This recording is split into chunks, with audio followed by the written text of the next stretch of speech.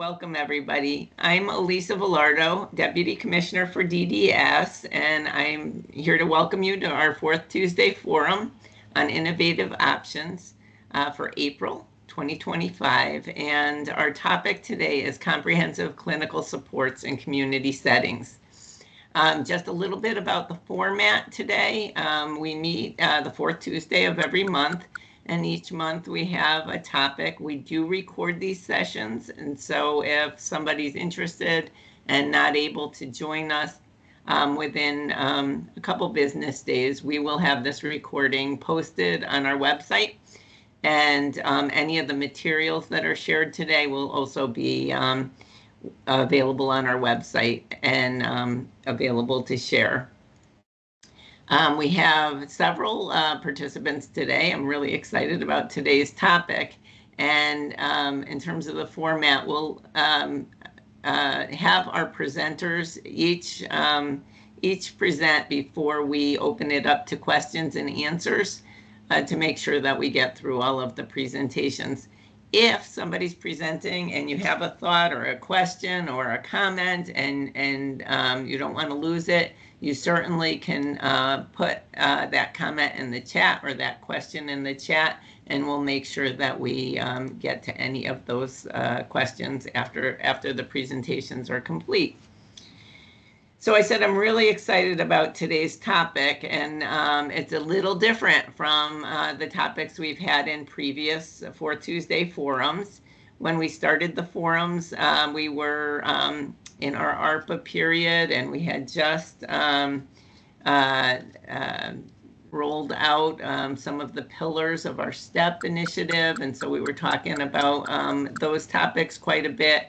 And over time, we've really wanted to broaden the innovative options that we talk about to a wider audience. And so today, our topic, comprehensive clinical supports in community settings, is a first, but not a last. We'll share some stories today. We'll hear from some providers. We'll hear about some resources that are available, but this is by no means the comprehensive overview of clinical supports that are available. So we will have this topic in future forums so that we can share more stories and more resources over time. So that's how today's topic was selected, and there's been a lot of work that's gone on in the last, I'd say, year and a half or 2 years on really looking at ensuring that we have comprehensive clinical supports to best meet the needs of folks living in the community, and ensuring that those supports are person-centered and really meet people where they are. And so some of the stories that we're going to hear today are really, I think, illustrate that approach, and I couldn't be more excited. So our first presenters today are John Erickson and Judy Fishbein, who are going to share a little bit about the clinical CRT, clinical response team. And I'm sorry, Judy, I said, I'm looking at Kyle Fishbein, Judy Fishman.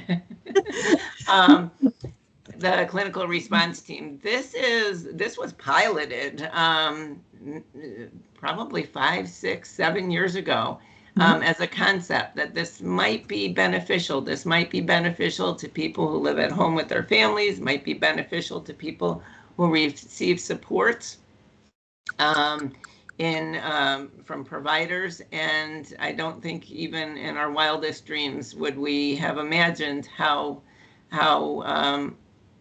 important a resource this would become over time. So I will turn it over to you, and look forward to hearing a little bit about the clinical response team. Thank you very much. Thank you. Yeah, it was 2019, I think, when we started putting this together in a partnership with DDS. I give you the quick intro. My name is John Erickson. I'm the clinical director, or was the clinical director of behavioral services at Oak Hill I'm semi-retired now, so they wheel me out every once in a while to come and talk to people. Um, the We have been doing this now since early 2020. Um, we have seen and are seeing up to 122 people in total over that time. Um, we've got two very good clinicians who do excellent work and have been very successful at this. As Lisa said, this was originally started to help people transition out of hospitals, to help them find the best place to have a successful life. And so a big part of what we do is clinicians go out, they assess the person where they are, and then we talk about where they'd be the most successful, develop behavior plans, train clinicians. One of the original issues I think that was identified with DDS was that a lot of organizations, don't have clinicians easily available, or they have people who feel like they need extra help, and that goes for us as well. We have people who are being served by the CRT internal to Oak Hill. It really is helpful to have another set of eyes, experienced eyes, come in and take a look at things and see if there's improvements we can help with. So, as I said, 122 people. We do see people in hospitals, we see people at home, we see people in group homes, in pretty much every setting. So that's the intro, and I'm going to turn it over to Judy now. Oh, we could probably switch slides too. So as John said, we work with Gilead Community Services in a partnership with DDS. We have developed a great clinical team that includes behaviorists, and we also have a registered nurse who is part of the team. The individuals, they go out to the day program, the residential program, into family homes when they're assigned an individual to work with, and it's been very successful. Probably switch. So our philosophy is in a trauma-informed approach. We try to integrate in anything that we're doing safety, the trustworthiness, choice, and collaboration, and empower the individual in a healing environment. We are trying to meet the individual where they're currently at and trying to help enhance their life by helping them clinically and behaviorally and getting a good support team for them. We believe on making sure that each individual's needs is a part of their personal growth and success. And we are, as John said, are affiliated with contractors, DDS clinicians, other providers, agencies, day program providers, so that we have a big gambit of individuals we can get in contact with to help the people that need the supports. Next slide, please. So, as John was talking about, we originally started to be a program to help get people out of hospitals who had been put in there on an emergency basis, and to increase the consumer community involvement, to provide consultation, which we do, and then to reduce the incidence of the targeted behaviors that have been identified in the referral process. Next slide, please.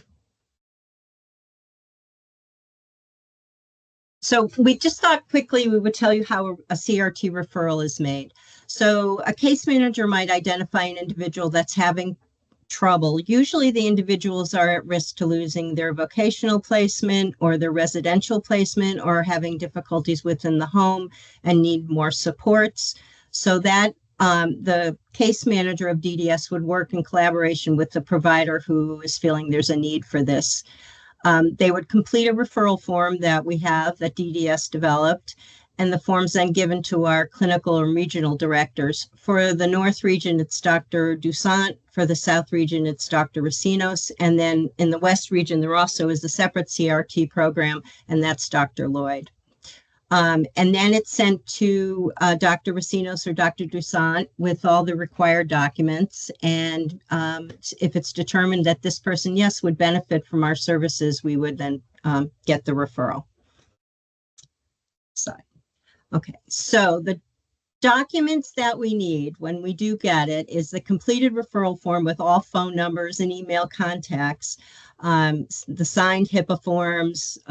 There is a provider agreement, and it's really important when you make a referral that we do get the day program provider agreement signatures, so that we don't just get a snapshot of what's going on in the home, but we can also see what's going on in the day program, because sometimes the behaviors are completely different. The signed release forms, we benefit from the level of needs form. And one of the reasons that is because a lot of times what's on that is not current with what is really going on.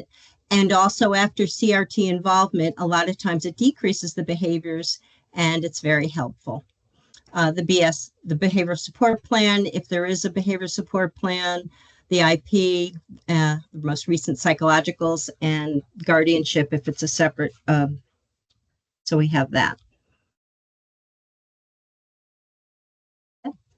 So once we are finished with the CRT, we go in for 90 days. It's one clinician. We do meet weekly as a group so that any one case is being discussed with a group of clinicians as part of the whole CRT process.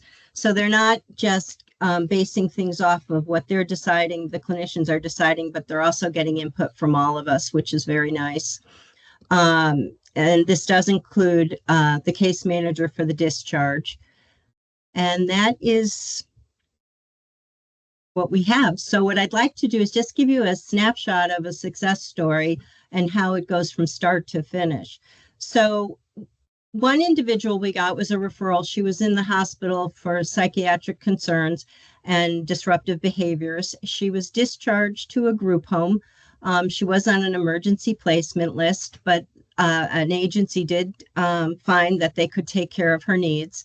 While she was at that home, she continued to struggle with her behaviors and had a lot of problems with emotional dysregulation. She had a lot of strong feelings of being abandoned by other family members that she knew. And we were asked to just come in there and track her psychiatric symptoms and assess if there was any other targeted behaviors, and help increase appropriate boundaries and provide training to the residential and day program support. So what our CRT clinician had done is gone into the home, established a rapport with that individual, trusting and safe relationship with them, and then worked with all the team members, which includes family members, the direct care staff, the management. If there's a behaviorist, she worked with the behaviorist to review the behavior plan to make sure that there was trauma informed. It was trauma informed, and then to develop the tracking for the psychiatric symptoms. If sometimes when we go in, and in this particular case, because she was newly discharged from the hospital, there wasn't anything like that. And it's very important because we also work with the psychiatrist to monitor the medication and make sure that it's the appropriate meds, and it's meeting the needs for the individual. We also work with the behaviorist for this case and introduced a lot of proactive strategies and provided trauma-informed training to the staff so they understood the effects of trauma, and encouraged positive communication and proactive strategies. This turned out to be very successful for the individual, and they ended up doing very well in this placement. One thing that worked well is that she was able to get involved in outside activities, something she hadn't done. So this was very empowering for her. Her self-esteem improved. Staff was able to have a different perspective on how to work with her and talk to her and empower her. We developed a program that helped her understand her emotions, to help regulate them, the zones of regulations, it was called. She was able to work collaboratively with staff so that they understood what she was doing, and they could help so they were not triggering her when she was getting upset. She had a better sense of safety because she had a sense of permanency in the home. Staff was feeling better in trusting her and how they responded. And so the staffing was more consistent with their interactions. We got her a great DBT therapist, which was great for her emotional support. And we worked with the behaviorist, and she joined Special Olympics and participated in some DDS group supports. So she did very well.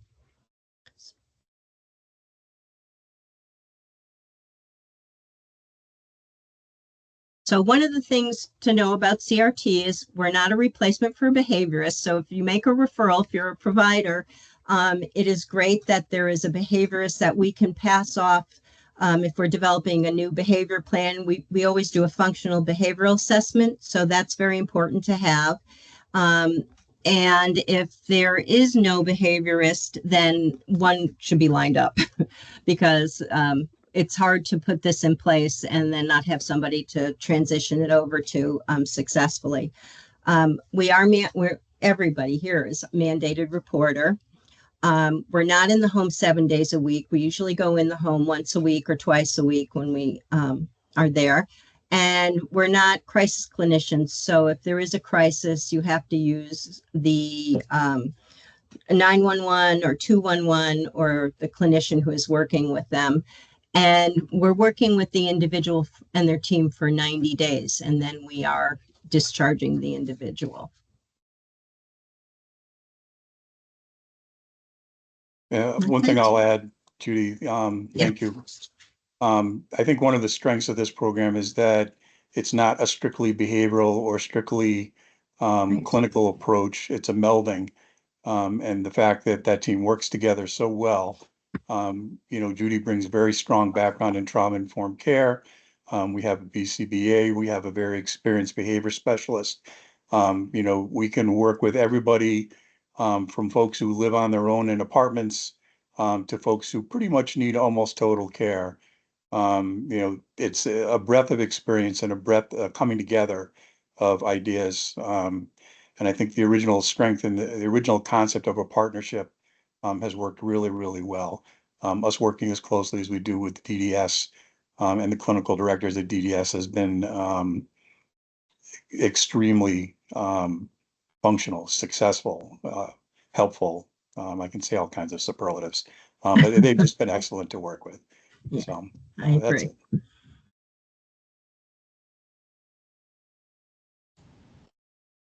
All right.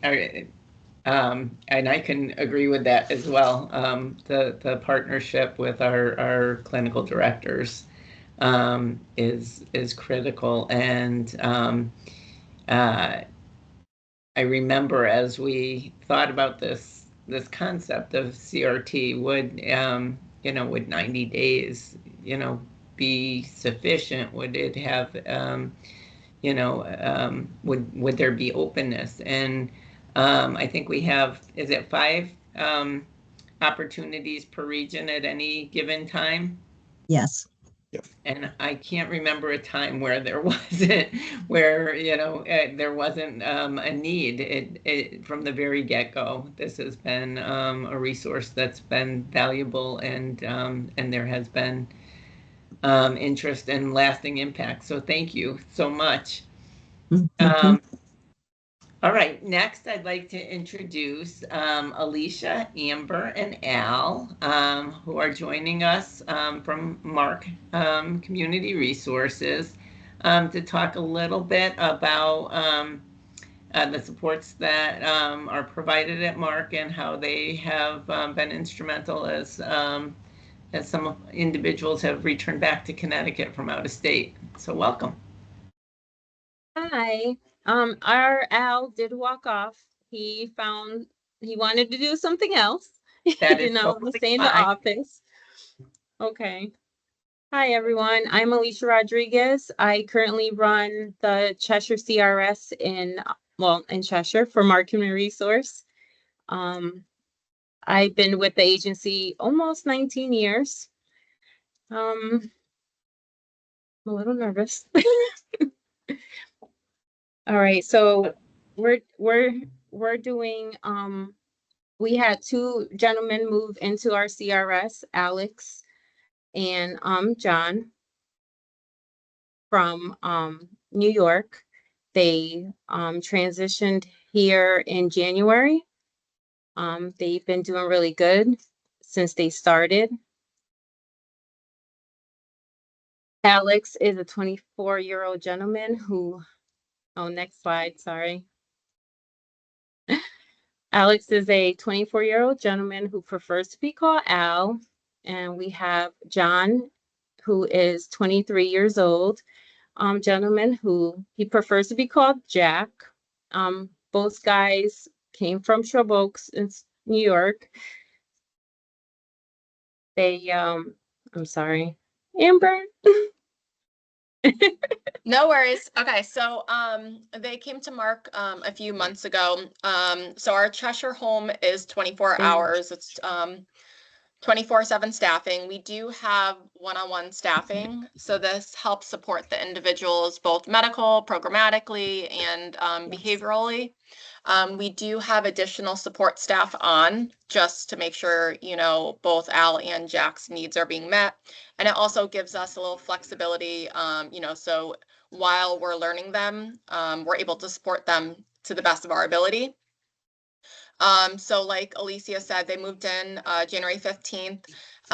Alicia and staff have been working really hard. So it's not like a typical, you know, just house. We really made the homey feel to it very individualized, very personal. So it's not just the typical, you know, here's a kitchen and here's their own bedroom.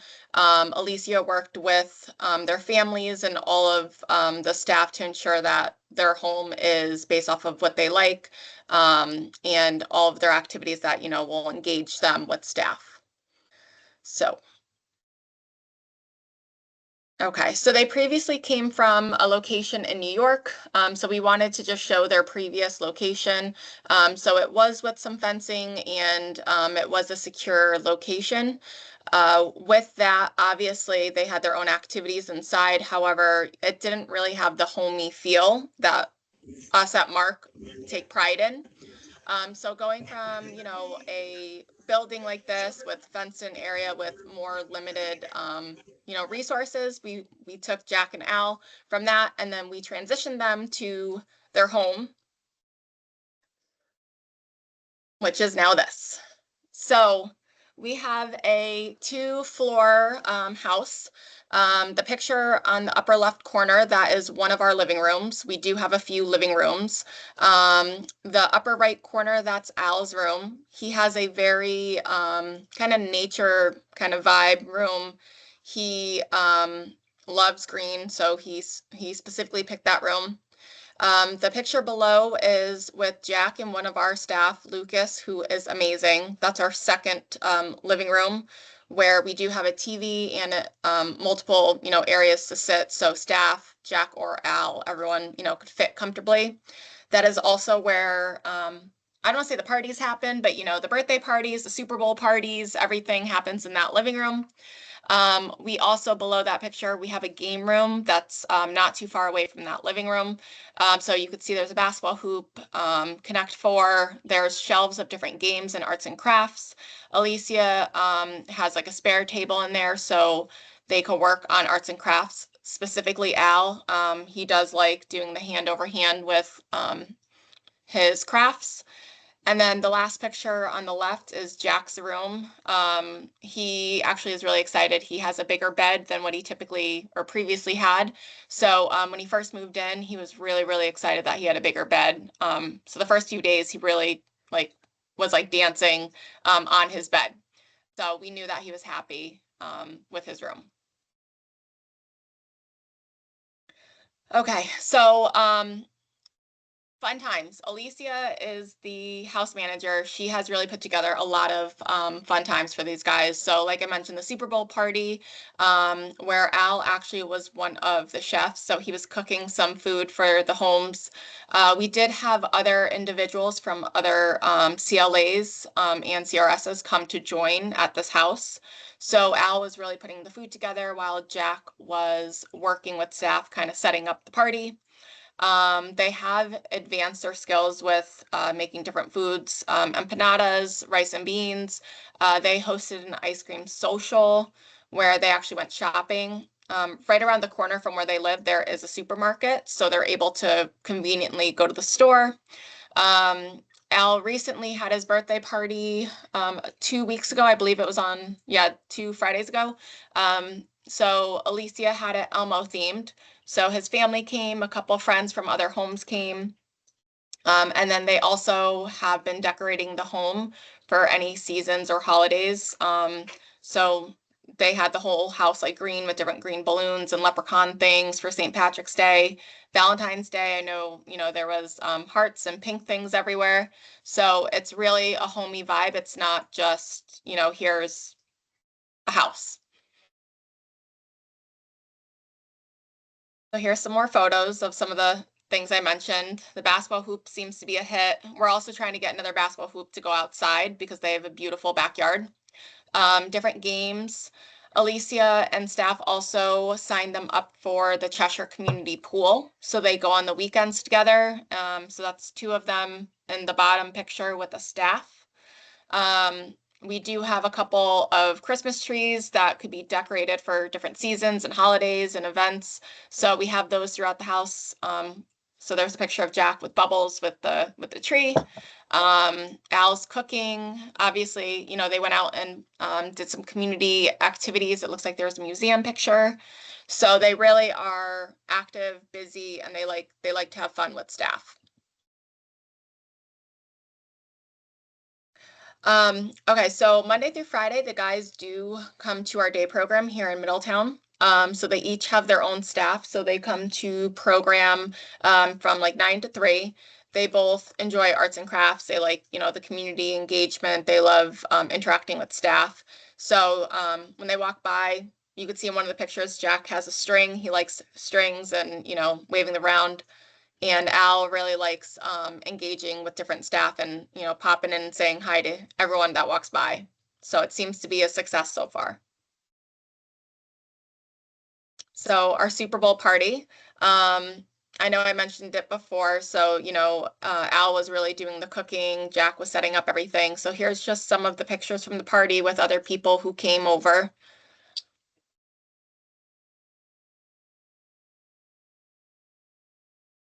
The community pool, I don't know, hopefully it lets us play this, but it should give a play option.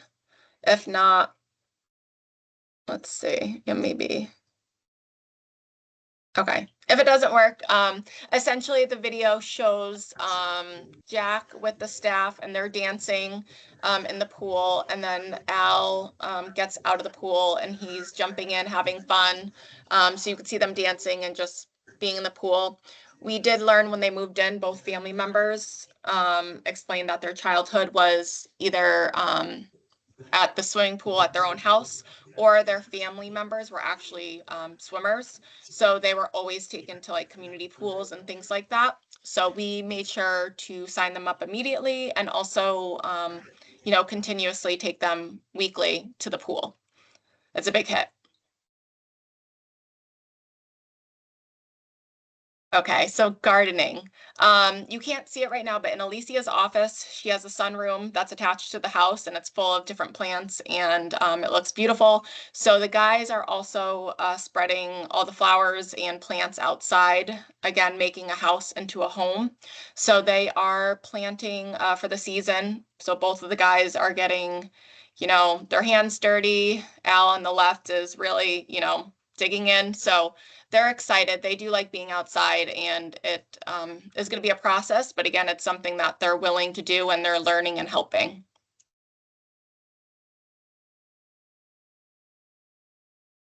So celebrations.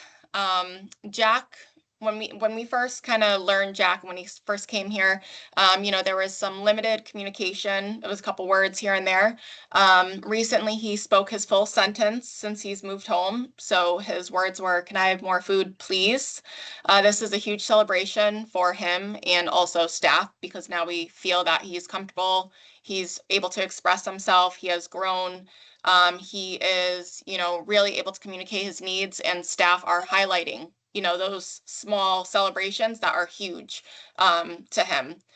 And Al went to the movie theater for the first time. Sometimes sounds are difficult for him, but he was able to go to the movie theater and he loved it. He did sing a couple phrases from Snow White, so that is another success to us, especially knowing, the sensitivity he has to sounds, and jumping in and going along with the song. So our future vision with Cheshire CRS is accomplishing, the goals for the guys. I mentioned the basketball hoop before, getting a patio set and grill. Their yard is great. It's at a great area in Cheshire, so we're hoping to, have more events at the house. We're working on the garden. We are trying to schedule for weekly trail walks. It is a beautiful area. Like I mentioned, the guys love to be outside. They're very active. So having the combination of a nice area and all staff supporting them, it's only going to be, great summer walks. More museums. They love their arts and crafts. So that's something we want to, expand into.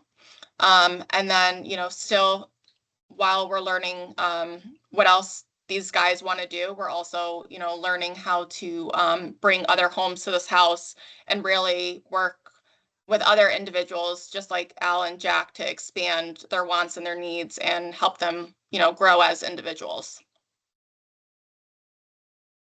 So these are the DSPs who make it possible. So this is Alicia's team. These are the main group of our go-tos. They're phenomenal. They're great. They're so passionate and patient and so caring. You could just see when the guys are with them, their relationship and how well they work together. And they're always so happy. So I'm happy to be a part of their team. They're great people. And that is it. So thank you again. I'm going to make an exception to our holding questions till the end, and I'm going to turn it over to Shannon O'Brien, who I know has a thing or two to say. Shannon. Not a question, but I do want to say kudos to Mark. Both of these gentlemen had years and years of institutional placements. Shrub Oak, I know Amber showed the picture, but to see the place, it is really an institutional locked setting.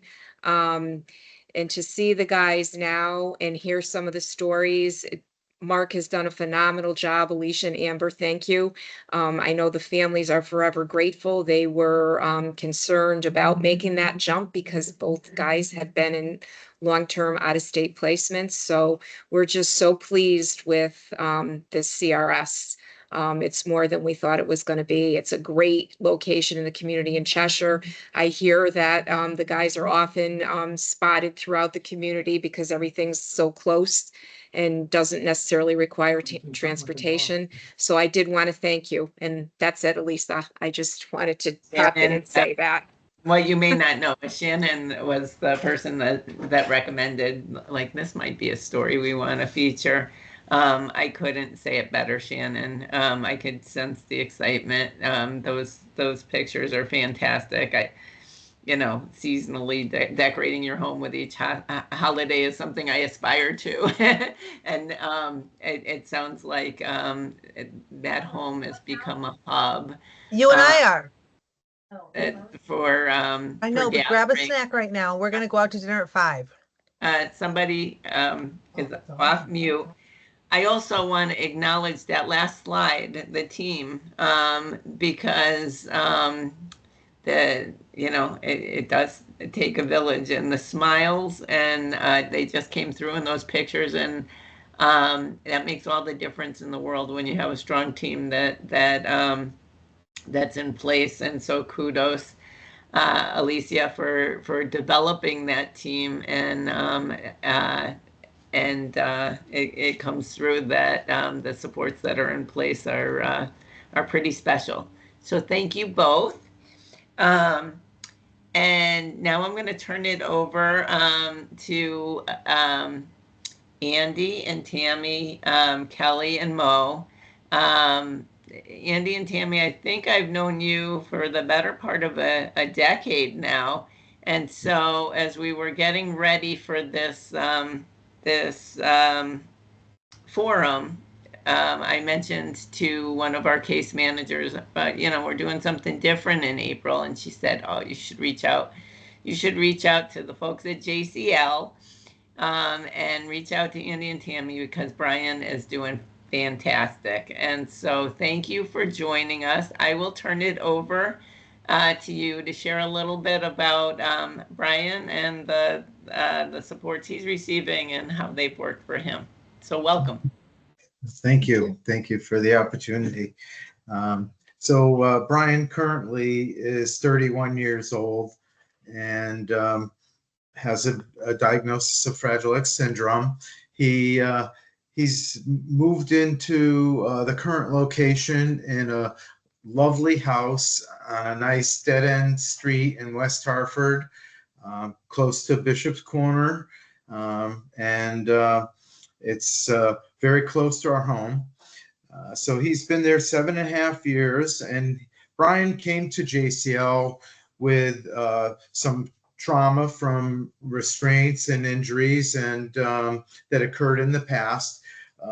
Brian's educational history, he did go to West Hartford Public Schools for a very short time. Then he went to a magnet of CREC in Windsor called the River Street School. And then at the age of 10, he was residentially placed at New England Center for Children and had 10 years of BCBA program and did very well there. So then we came to JCL and we took a very team approach in addressing Brian's complex needs.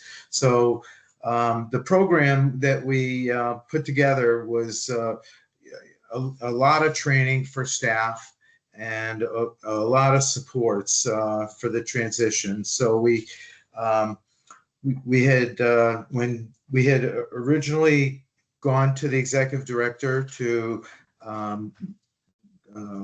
ask them to serve Brian. One of the prerequisites was for him was to set up with behavioral supports and all the proper things that Brian would need to be successful. He also only wanted it to be a 3-person house because of the more intense needs that the individuals living there would have. And then, so then by design, we brought in a Fragile X expert team to help us approximately 2 months of, they worked with Brian for about 2 months in the past. So they were familiar with him. They have an extensive knowledge. It's a team called Development FX out of Colorado, and it's a speech pathologist and an occupational therapist team, and they've had so much experience with the Fragile X community that the behavioral supports kind of go along with that. So the open communication when developing Brian's program and going forward continuously is, I'd say, the key to the success of Brian's transition to JCL, because we all share this, the same mindset and what's best for Brian. due to the complexities of the pharmacological treatment for Fragile X and individuals with ID, it was very hard to find a psychiatrist, as we all pretty much know. So through our involvement with the Fragile X resource group and National Fragile X Foundation, we've brought in the Cincinnati Fragile X Clinic and the director of that clinic to treat. Started off as a collaborative measure, which was, you have to have two parties willing to do this. So fortunately, hats off to Blue Hills Family Medicine. They were very willing to collaborate with the doctor in Cincinnati and coming up with a very, very effective treatment plan that's continually being monitored and adjusted as necessary. We've made some excellent strides in the way Brian has progressed through his time at JCL. Kelly will talk a little bit more to that, but we continually supply the team with information, including webinars and any information that we can that's going to be useful for them, and they're very receptive to all this information that we provide.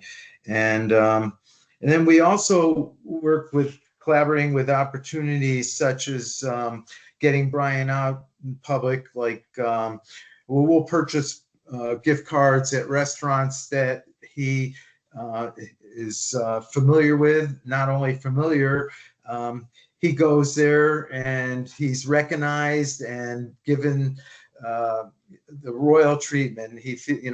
All the staff that have gone to the restaurants with him have said, "Oh, they really know him," and everybody, treats him so nicely, and so it's really wonderful to see what's happened. Brian's language has blossomed.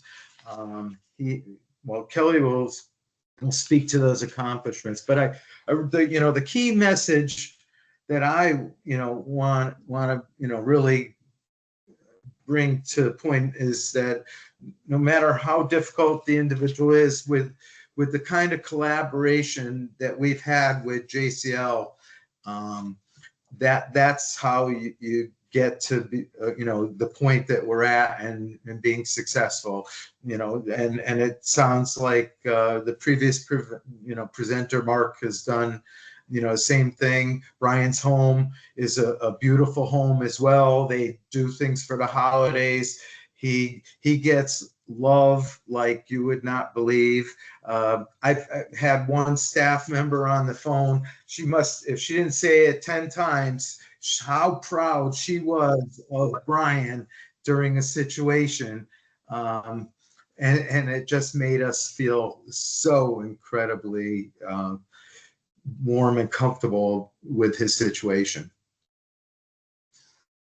I guess the other thing I can just add is, out of all the fears that special needs parents really have about the future and the many, many sleepless nights we've had worrying and wondering, we really feel we can sleep now. So that has made a big difference. I don't worry as much every time the phone rings, like, oh my God, what could it be now? So we're very thankful for that. And just all the collaborations just made a big difference. Yeah, I can jump in a little bit. I'm Kelly Steele, the behaviorist that works with Brian, and I agree with everything that the Sullenders have said. I think going into it, knowing that, there is the hard work involved, in getting to where we are now, and that that collaboration is what I think is the key thing. We actually were talking about this earlier today, that having multiple different team members, people that do different things, that bring different things to the table. And for Brian specifically, there's always a medical component too, and having that tie into the behavioral piece and balancing those things. And they're a lot of times, going through like the med changes, for instance, knowing that it might be difficult in the change itself, and knowing that we need to stabilize and support and sort of rally around Brian as he goes through the change, and it might be difficult, but that the outcome is really where we're all sort of aiming for. And each team member on Brian's team, I think, has the same, goal in mind. And the communication that we see now from him, I think, is like the best reward we could all have. I'm sure Mo would agree with that. It's so cool to see him communicate. And a lot of it too is, staff being trusted people, in his life. And that's so big for him.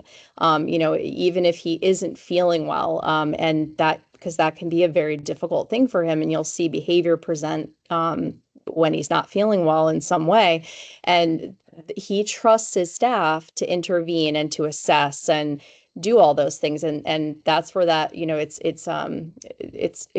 there's an ebb and flow within the house that kind of has to be allowed to happen so that we can assess the communication piece and figure out what's going on. And again, right back to the team, all those, professionals that have weighed in on how we wrote the plan and trained it. And, the Sellingers have been wonderful about offering resources, different opportunities for training for all of us.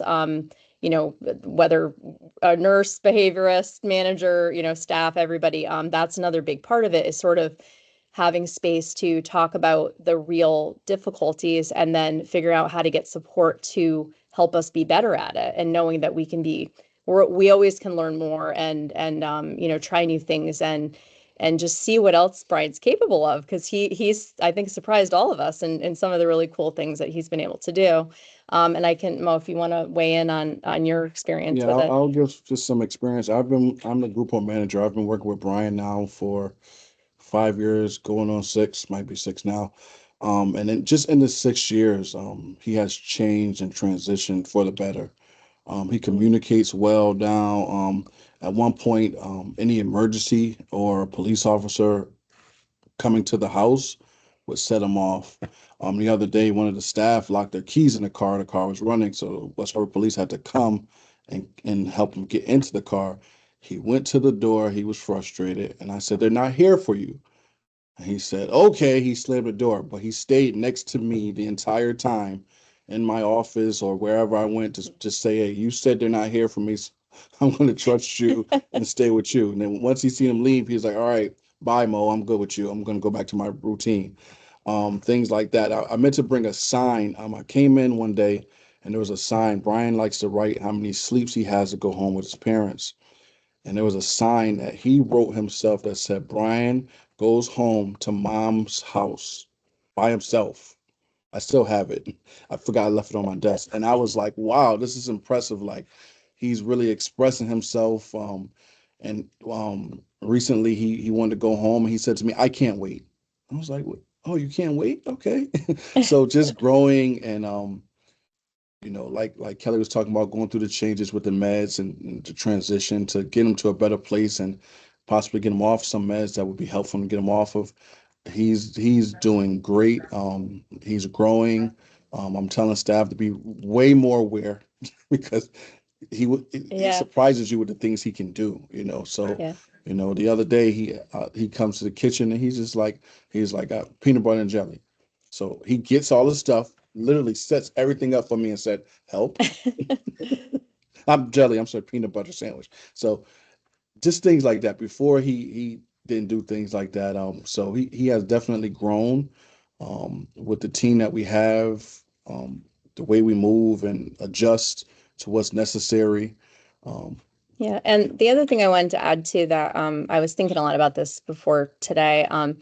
The state of Connecticut, I feel like, has done a nice job of giving access to clinicians like me to some of the professionals that work for DDS. So like if I'm not sure about something, or say it's something new, or I want to be able to change something in a plan or something, the fact that I can call up any of the psychologists that work for the state, or any of the professionals, and sort of get that feedback.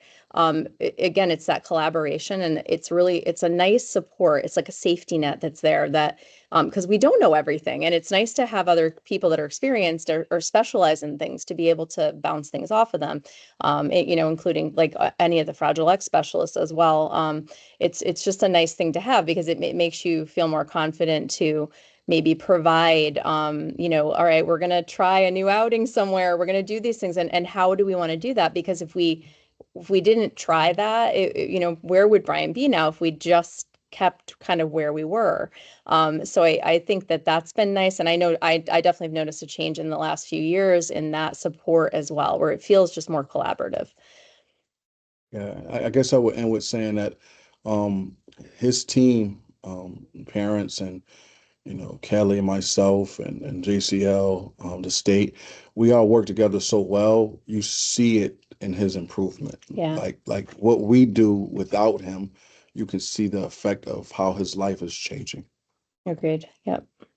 Yeah, we also did we brought him to Harkness. He went for the second year and was able to hang out and eat there and spend some time at Harkness, which was huge. We also have, there's other events like that JCL supported with a mindful transition, like they have a annual picnic at the house, Arapahoe Road. If you ever get the chance, Elisa, come to the JCL picnic. It's a great time. And so he was able to, come and attend and be there at the house by incrementally going there. And we even got him to Duncan Park. Blew us away to be, there and seeing him come in with staff. It was incredible. So, and just another note, our daughter Jody, who also has Fragile X syndrome, has just transitioned 3 weeks now to the Arapahoe Road at JCL, and that same type of collaborative approach has made it such a successful transition. Yeah. I want to thank you. First of all, I will be at the picnic without a doubt. So, I'm not often speechless, but I'm speechless because it's been a little bit. And I remember prior to Brian moving, the concerns you had and what you were hoping for. And you were hoping what any parent would hope for. And when I hear this, it really does, it touches me that it's been able, Yeah, it gets us. That we're at this point. It's just really beautiful. And I'm so happy for you. And I'm so happy for Brian. And I'm so grateful to the team at JCL. We need to keep on supporting and showing people about programs like Mark and JCL and the wonderful work that they're doing to support our and I see that there is a comment in the chat, and I'll give a preview from someone, a family member who I know well, who says this gives me hope.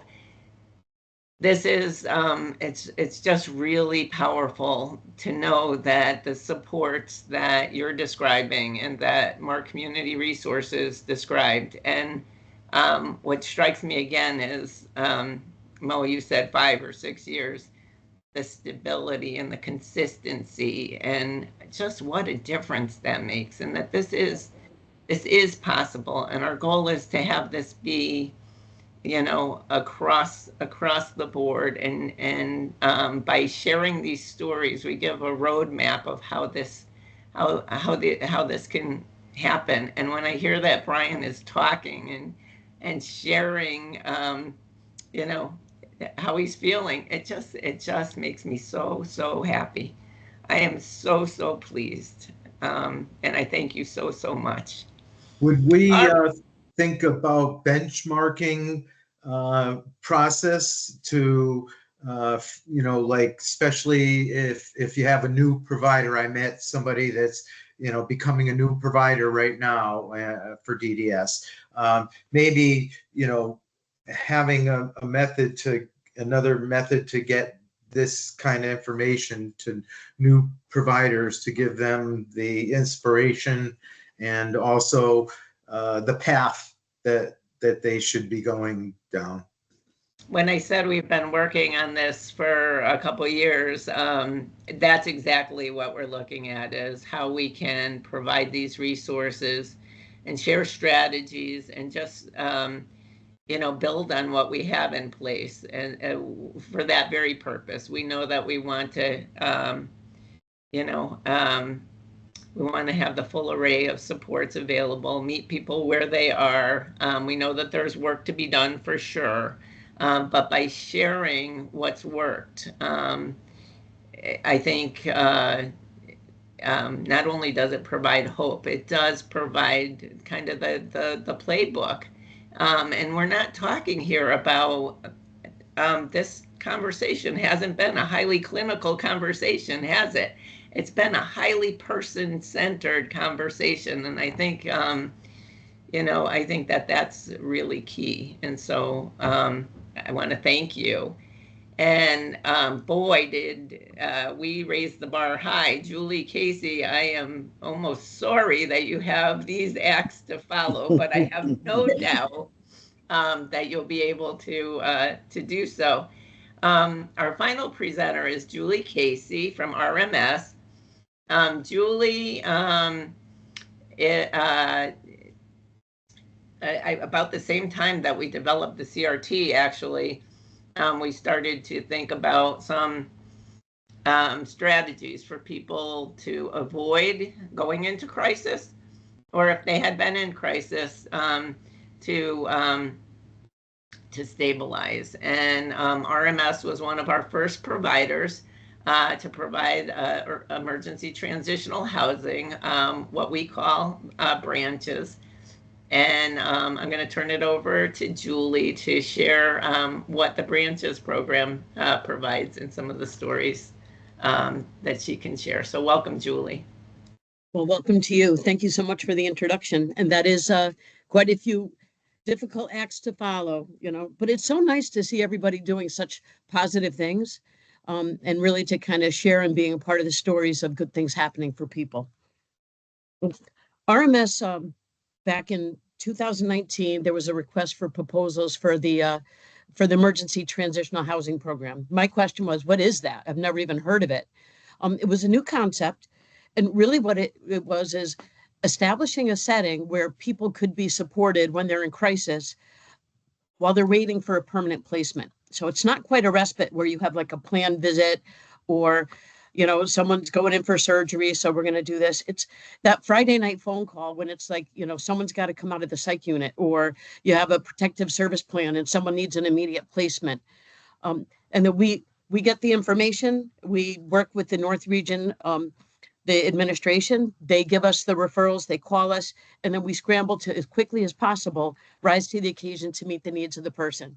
We have to look at what their needs are. We have 3 beds in this setting, and we got to look at who are the people that are already in there, what's the availability, what are resources, and we try to find a good combination. And since we opened in 2020, because our first person came in on January 7th, 2020, we've supported 35 people who've had emergency situations. Our first year we had the most, and then it kind of slowed down a little, but we had people who continued to stay in. Some people come in and they're moving on pretty quickly. Some people come in and, it takes a long time for them to get really established and settled before they can find placement. But I don't know, what I figured first is we took some pictures so people can get like a visual idea of what the program looks like.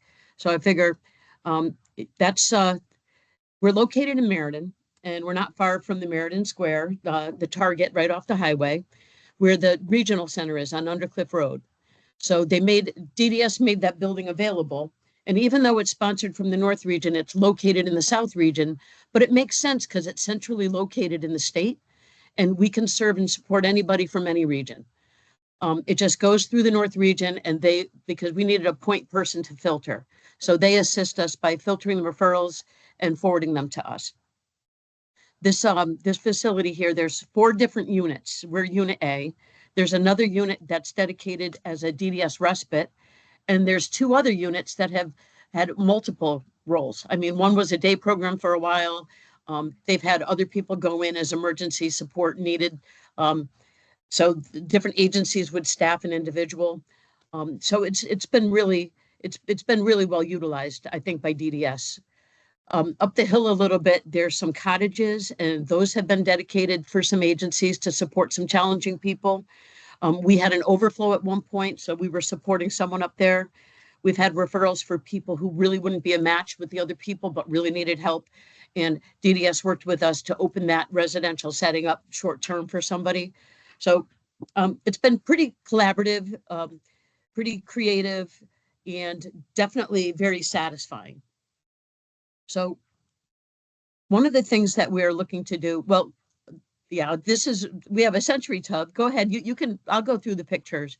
That's our Century tub. We haven't needed it, but we are fully equipped. If you see the overhead lift system, if someone's in crisis and they are, non-ambulatory, we've got the Century tub, we've got the lift system. You can move through, and I'll just kind of talk through the physical plant as the pictures come up. From that angle, what you're seeing, it's a walk-in shower. A lot of people really love the shower. It's got the overhead rain, the rain spout, and then you've got the handheld shower handles, and people tend to really enjoy the showers there. So this is one of the bedrooms. It looks a little sparse, but we keep it kind of simple depending on who's there. I've had those rooms look awfully full at other times. There's a lot of things in place for protective reasons, like we have the TVs that are encased. We keep the locks always sharped. We're very careful because we never know who's going to come in when, and we want the staff to always be on point. So it's not like we go and do things a lot of back and forth. So our staff there are always, making sure that the environment's safe because you never know who's going to be coming and going. We have a delayed for a fire drill. The doors will release after 30 seconds, but the doors are locked and you need to enter a special code to get out. And most of the people don't need to be in a secure setting, but you never know if you're going to. If you have someone who bolts or doesn't have street safety skills, then that's in place just so we can ensure the safety for everybody. That would be the living room area. It's large, it's open. So if someone were in a wheelchair, they would be able to get around. There's a lot of group activities that happen in here. We also have the computer that can move, so we can take that out of the area if we don't need it. Say if we needed to have someone on the overnight sitting in the hallway, just to make sure that, if someone needs somebody right away on the overnight, they can respond to them. They could be in and they could be doing documentation, or they could have access to the computer in the hallway. This is our kitchen. We made sure we had a induction oven. So if somebody were to access the stove, like after we use it, it cools off right away. We don't want anyone to get burned. We installed the butcher block cabinet just to create like a little bit of a barrier. So if someone were, high energy and running around, it would give us a little bit of time before they could access the cooking area. But we have plenty of people who come in and, they give us a run for their money in that they cook as well, if not better than some of our staff. So we have a lot of people who are very independent who come into branches. A lot of people who have, been living in, homeless in the woods. We've had people who are staying in hotels. We've had people who are, just have, left their family homes. So there's been a lot of individuals who, really got a lot of self-preservation skills. And then we have plenty others who would prefer the staff do the cooking. So that's another angle of the kitchen. Then we tried to not decorate the walls with things that could be taken down because you never know. So we tried to put some stuff up that we wanted it to be decorated and be positive. But if we had someone in who wouldn't tolerate, having things on the walls, then we wouldn't have to worry about any kind of agitation or leading to any kind of projectiles. This is the hallway. Once again, you can see the tracking. There's 3 bedrooms in this hallway, and that's the handicap bathroom on the left, which everybody shares. And that was under the pictures. And behind me, because I had some pictures from the outdoor, it's really nice on the grounds there. You can go walking, there's a nice path. So when people come in, so we've had a lot of people who have a lot of anxiety, and just going out and walking and just getting outside and being busy. One of the things we found is it's a very positive thing to get people engaged and out, going down to the local park, going out to the movies, going out to eat, just getting out and walking, visiting friends and family. We don't start with a lot of restrictions. It's not like we don't do this, we don't allow that. We really look at what a person's needs are, try to meet them where they're at, not be overly restrictive, but be responsible. We want to meet people where they're at. We want to be respectful. We want to be sensitive to, the fact that they almost always show up abruptly. They weren't expecting to be there. They were sitting in a psych unit, or something happened with their family and they're being pulled out of the blue. We've got people who, I did a breakdown kind of where people were coming from. I'll touch on that now. I've got a breakdown where we had 8 people of the 36 people that we supported came from psychiatric units. We had 7 people who had forensic or legal involvement, maybe being discharged from Whiting or Garner or one of the, some from the prison system. We had 4 people who had protective service plans and had AID involvement, and they just couldn't be home because there was an investigation going on, making sure that they would be safe and if they were able to return home. We had 10 people who came to us from family settings where families were just like, we just can't do it anymore. It just became too difficult and they were getting older and it was getting dangerous. Then we had 3 people who came to us who were homeless in hotels, who just didn't have a place to go and, they just kind of fell through the cracks. We had 2 people who came to us from failed CLA placements. There was it wasn't working. The people in the CLAs weren't safe. They weren't able to manage it and they just needed to be removed. So we took 2 of those on. And then we had 2 people who were in the hospital who had medical issues and weren't well enough to go back to where they lived. So that's just an overview of where people at branches have come from in the past years. In 2020, we were able to, have 16 people entered that program that first year. And then if you think about it, when we opened 3 months later, COVID came. And we were on a good clip when we started, but that really took precedence. And that had an impact over the next few years because there was everyone was stay in place, or, people wouldn't take people because, well, we can't take them because of this. Everything kind of froze. And then in 2021, we were able to take on 8 different people, and then 5 different people, and then it was 2 people in 23. And then it's picking back up. In 2024, we've had 5. On average, we were having a turnaround of, in our first year, it was people on average were staying 77 days. Our second year, people were then up to 164 days. By year 3, people were staying 312 days. And now, this year it's 60, but it's also, we're short. The year is not far in. And I think part of it is that we've had a couple people that we've had a really difficult time placing. So, we have a person now who's in the middle of June. She'll be coming on 3 years. She's been with us. And that's had a big impact on who we can take, because she oftentimes requires a one-to-one, but things will kind of stabilize, which means our staffing resources, we really need people who, just need general supervision, but just need a place to be. So we've been able to find those people because trust me, there's people of all levels of needs who are in situations where they just need to get their bearings. They just need to get their feet on the ground. And they need a little time to kind of get things in order before they can really find a place to land. Out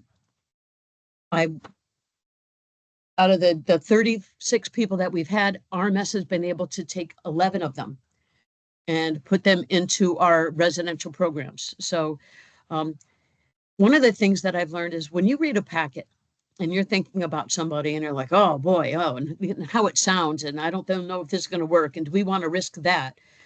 But the behaviors and the people are so much easier to support because you're not thinking about, oh my God, they're aggressive. You know what that aggressiveness looks like. You know that maybe they get frustrated, you can prevent it, and they're just, it's going to look like this. And then you know how to prevent, you know how to respond, you know how to be prepared, you know how to train your staff.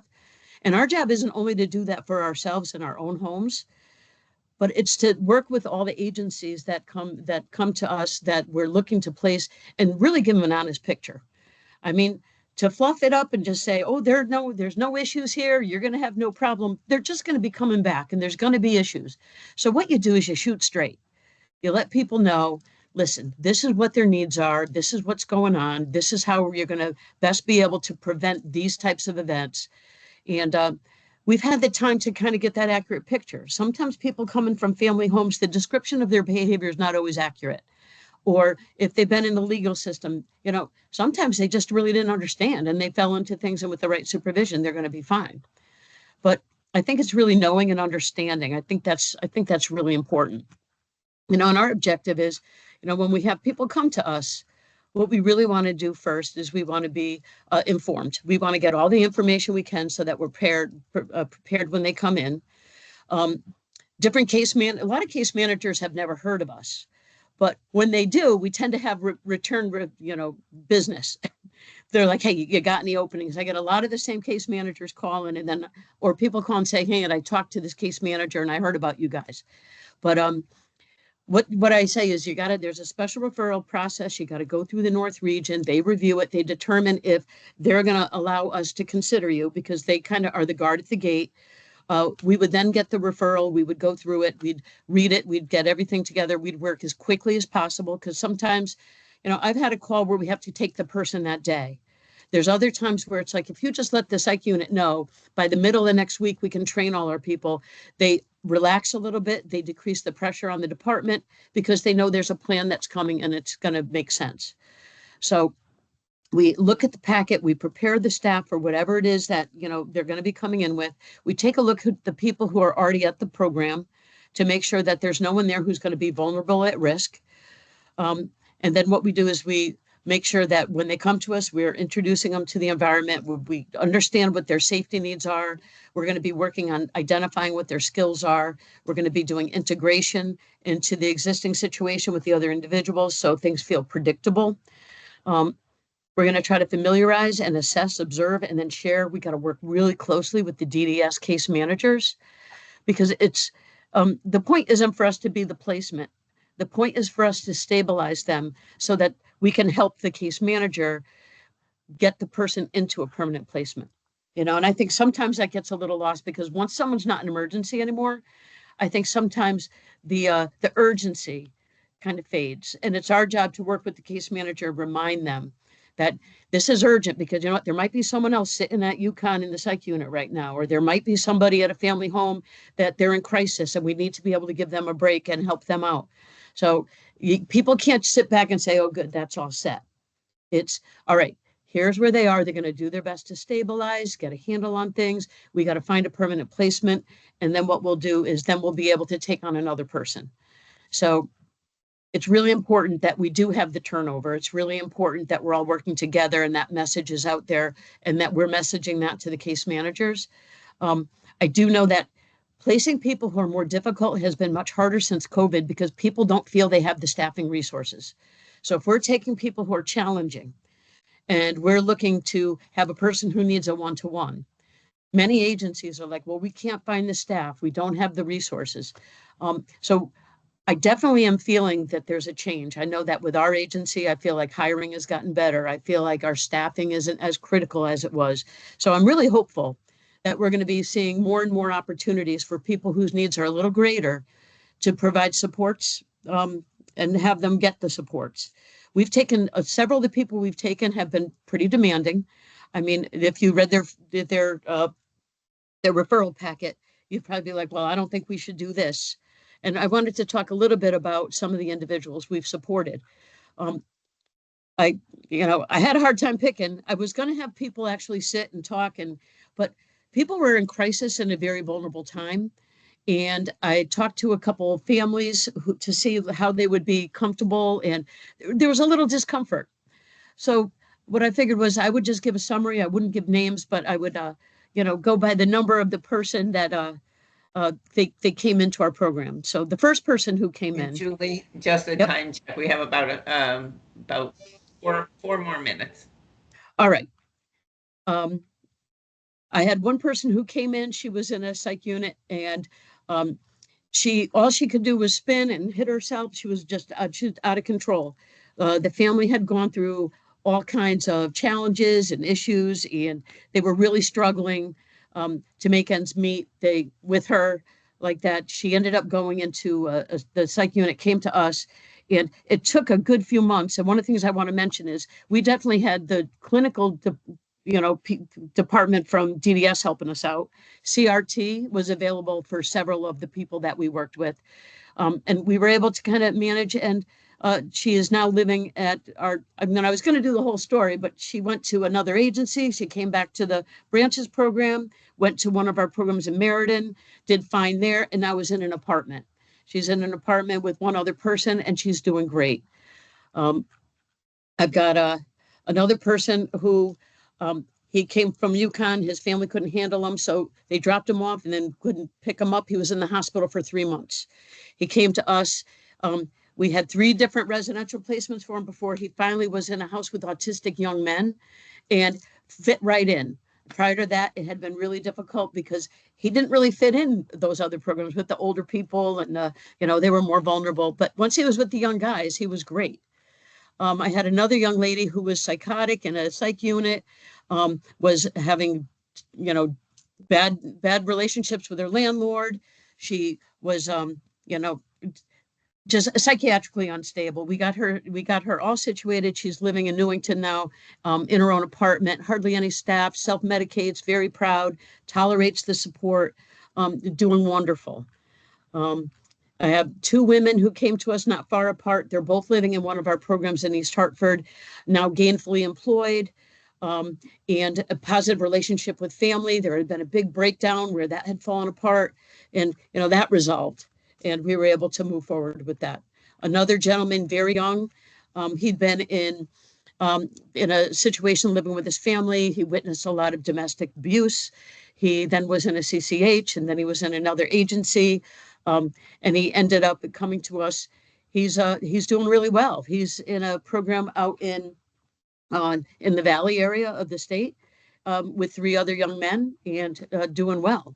So I just want people to know that even though some of these referrals, they might look really challenging, given the right circumstances, and a lot of times letting these young adults kind of have a little more autonomy and independence, but with the smart supports, definitely looking at some successes, and we feel very proud about the job that we've done and the results that we've had. And we feel very fortunate we were chosen to provide this support. It's very satisfying. And if anyone has any questions or information that they're looking for, I know you can say something in the chat, and I wrapped that up as fast as I could. You are awesome. Thank you so much. And when you said, timing is everything, the Branches program opened shortly before this pandemic came. And I remember that first year where resources were so scarce. How many, I think I had you on speed dial.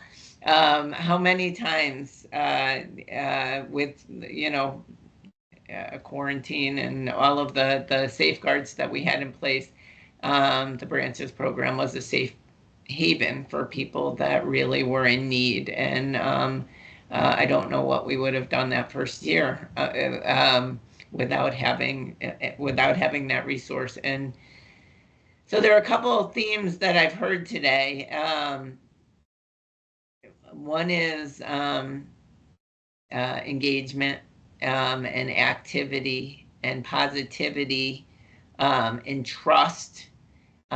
Certainly staffing, but the staffing today has been, you know, I know we have Mary Pat DiCarlo on the call today, and we will have a forum in the future where we talk about a little bit more about workforce, and we've got some exciting things happening there. But how exciting it is to hear, one, about these teams, these teams that have come together to provide these just incredible supports, and that perhaps we're seeing some shift, and there's been a lot of attention and focus on really looking at how we can strengthen our workforce. And so it's exciting to hear that there are just some incredible direct support professionals that are making this difference. Heard a lot about the collaboration with our clinical team and the connection between the clinical resources that we talked about here today. And I started off by saying this is just the tip of the iceberg. We will continue to talk about these more comprehensive supports that are available in the community within these forums, because I think it's important. When I see, and Darlene Bore, your comment in the chat about, you know, this is great, this gives me hope. This is really one of the key goals of the Fourth Tuesday Forum, is to kind of stimulate ideas, to share success, to provide inspiration, and to know that we can take these stories and then you know, expand on them, build services. All of the comments I've seen in the chat are like, wow, this is great, this is great, this is really, really good. And that tells me how needed this forum today was. What a great village and the teamwork that was shared today. I will open it up if there's anybody who has any question in particular. But for our presenters today, I just want to say that I can see by the hearts that have been floating through the screen and by the comments that are in the chat that by you sharing your stories, you have really, you've really done a great service for all of us that participated today. So thank you very much. All right, have a wonderful afternoon, everyone. Thank you.